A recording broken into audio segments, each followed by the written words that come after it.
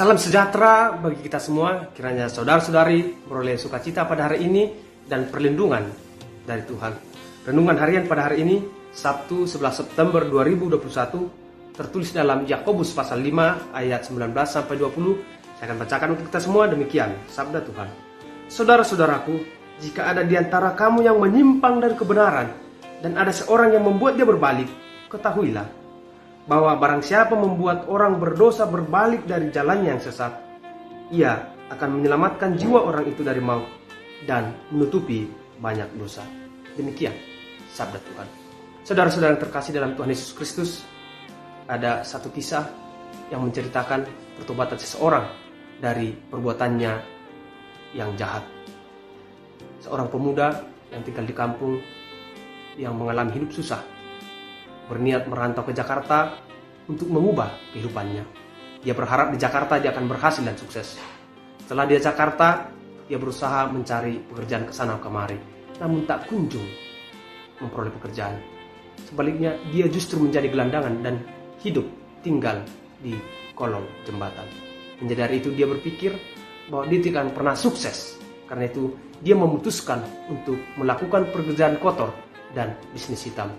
Alhasil, melalui pekerjaan kotor dan bisnis hitamnya, dia bergelimang harta, memperoleh materi yang sangat banyak.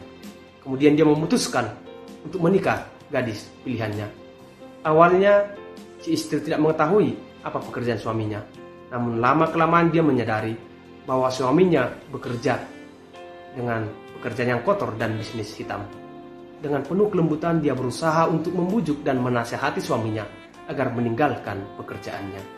Namun suami tetap kukuh melakukan pekerjaannya itu sampai mereka memiliki 3 anak. Tetap saja suami tidak mau meninggalkan pekerjaannya. Si istri mulai jenuh. Dia berniat untuk menceraikan suaminya, namun urung dia lakukan. Dia memilih berdoa sembari menangis memohon kepada Tuhan agar suaminya diubahkan. Suatu malam, ketika sang suami pulang dari pekerjaannya, ketika hendak memasuki kamar, dia mendengar istrinya sedang menangis. Dan dia melihat istrinya dan anak-anaknya sedang berlutut berdoa memohon kepada Tuhan. Dalam doa istrinya itu, nama suaminya disebut. Mendengar itu, suaminya tersadar. Dia merenung dan menangis. Dia menyadari bahwa dia sudah terlalu jauh menyimpang dalam kebenaran Tuhan. Kemudian dia berlari memeluk anak dan istrinya dan berjanji dia akan bertobat. Mendengar itu, istrinya sungguh bersukacita. Saudara-saudara yang terkasih dalam Tuhan Yesus Kristus, memang ada banyak kisah tentang bagaimana seseorang mengalami pertobatan. Ada orang yang bertobat karena mengalami perjumpaan dengan Tuhan. Misalnya Paulus, dia bertobat karena perjumpaannya dengan Tuhan. Ada orang yang bertobat karena mendengarkan khotbah pendeta. Ada yang bertobat karena membaca Alkitab. Ada yang bertobat karena mengalami peristiwa tragis di dalam hidupnya. Ada juga yang bertobat karena bimbingan, tuntunan, arahan sahabat dan kerabatnya.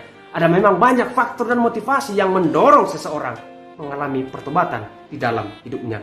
Saudara-saudara yang terkasih dalam Tuhan Yesus Kristus, firman hari ini mengajarkan, mengingatkan kita tentang peran kita sebagai penjaga sesama.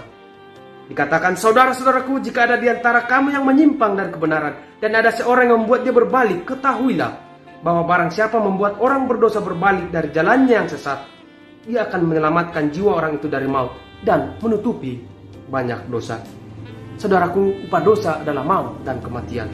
Karena itu, seseorang yang telah menyimpang dari kebenaran, seseorang yang telah berjalan dalam kesesatan, sesungguhnya dia sedang mengarah kepada maut dan kematian. Oleh karena itu, dia perlu dituntun, dia perlu dibimbing, diarahkan agar berbalik kepada kebenaran.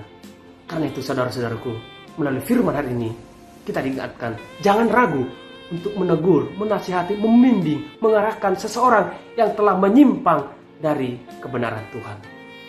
Jangan ragu untuk melakukannya itu. Jangan cemooh dosanya. Jangan hakimi dia.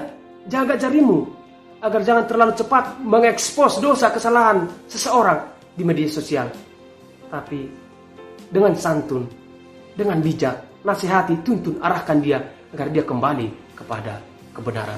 Karena pertobatan seseorang akan menghasilkan sukacita yang besar di sorga. Amin. Kita bersatu dalam doa. Allah Bapa yang bertahta dalam kerajaan surga, terima kasih untuk sapaan firman-Mu. Kami boleh mendengar.